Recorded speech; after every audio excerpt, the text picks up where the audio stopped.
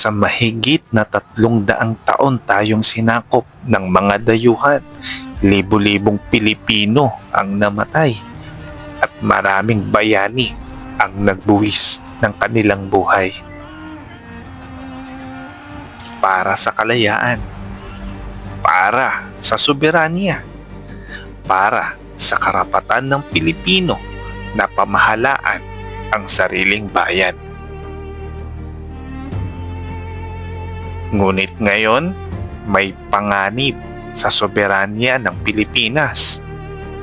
Now that you're asking, sir, for the basis of the warrant, the ICC had issued a warrant pursuant to Article 25(3)(a) of the statute for crimes against humanity and pursuant to Article 718 of the same statute for murder. Ganap na ba talaga tayong malaya?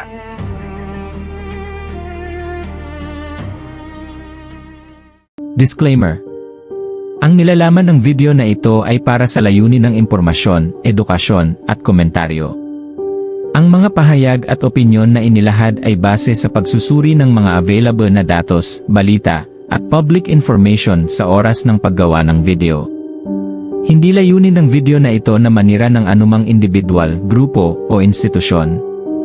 Ang ilang bahagi ay maaaring naglalaman ng interpretasyon at personal na pananaw na layong magbigay linaw sa mga isyong pampubliko. Hinihikayat ang mga manonood na magsagawa ng sarili nilang pananaliksik at suriin ang iba't ibang panig upang magkaroon ng mas malawak na pag-unawa sa paksa. I want a bloodbath talaga.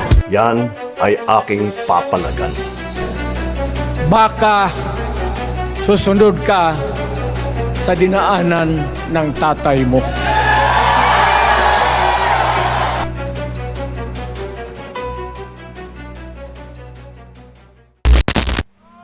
Nagsimula ang mahabang pananakop noong dumating ang Espanya sa Pilipinas noong 1521. Mahigit na 3 siklo tayong nasa ilalim ng kapangyarihan ng mga dayuhan. Hawak nila ang ating kultura, politika, ekonomiya, halos lahat kontrolado nila.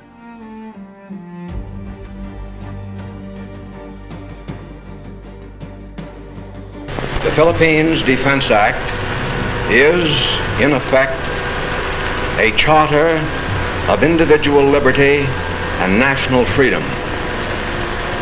Its purpose is to preserve the integrity of the only Christian state in the Far East.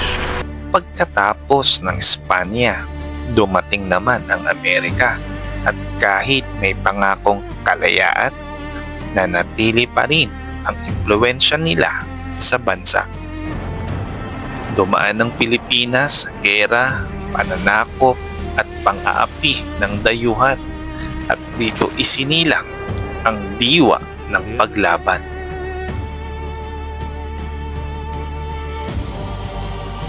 Si Dr. Jose Rizal gumamit ng panulat para gisingin ang kamalayan ng mga Pilipino. Hindi lang siya lumaban sa abuso, lumaban siya para magkaroon ng dignidad at pagkakakilanlan ang mga Pilipino.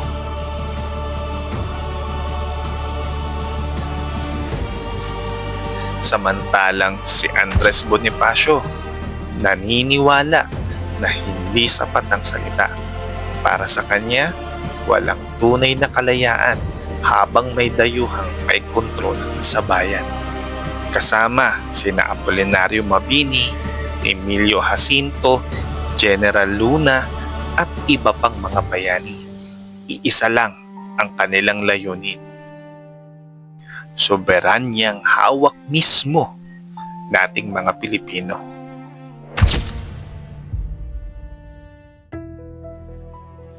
At ngayon, muling pinag-uusapan ang soberanya ng Pilipinas, mga usaping tungkol sa dayuhang impluwensya, kasunduan sa ibang bansa, teritoryo, West Philippine Sea, international na pakikialam sa hustisya natin sa Pilipinas. Hanggang saan ang kapangyarihan nating mga Pilipino sa sarili nating bayan? Kapag may ibang bansang nakikialam sa desisyon ng Pilipinas, may soberanya pa ba tayo?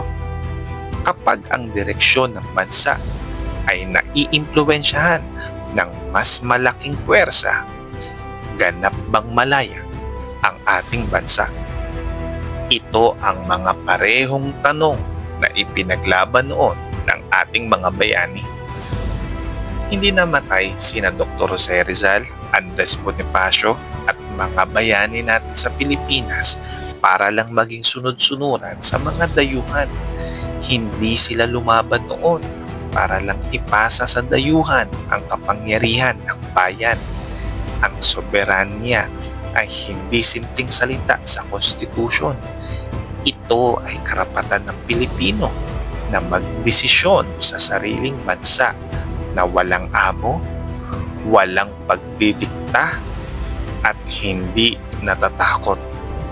Dahil kapag nawala ang ating soberanya, unti-unti ring nawawala ang tunay na kalayaan. Matapos ang lahat ng dugo at sakripisyo noon, natutupad ba natin ang ipinaglaban ng ating mga bayani? Ako si GATV at ito ang aking channel. Kung nagustuhan mo ang ganitong mga topic, like, share at i-comment mo ang iyong reaction. Huwag mo rin kalimutang mag-subscribe. Maraming salamat!